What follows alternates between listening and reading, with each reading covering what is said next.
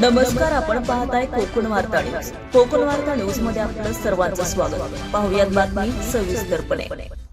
मातीशी मनानी समाजाशी बांधिलकी कशी जपावी याचं ज्वलंत उदाहरण म्हणजे मराठा क्रांती स्वराज्य संघटनेचे राष्ट्रीय संस्थापक अध्यक्ष आणि बीजघर गावचे सुपुत्र आदरणीय सदानंदराव भोसले आपल्या कर्तृत्वाने यशाचं शिखर गाठल्यानंतर आपल्या जन्मभूमीचे ऋण न विसरता त्यांनी रॅलीज इंडिया कंपनीच्या लोटे साथीने बीजघर नंबर 1 शाळेत केलेला वह्या वाटप उपक्रम म्हणजे केवळ एक कार्यक्रम नाही, तर तो एका भारदस्त नेतृत्वाने चिमुरड्यांचा पाठीवर टाकलेली कौतुकाची थाप आहे. मातीचं ऋण आणि कर्तव्याची जाणीव सदानंदराव भोसले यांच्या नेतृत्वाने बीजघरचे विद्यार्थी सुखावले आहेत.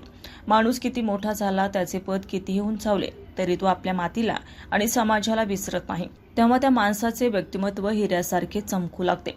याच दैदिप्यमान हिरा आज बीजघर गावाने आणि खेड तालुक्याने अनुभवला.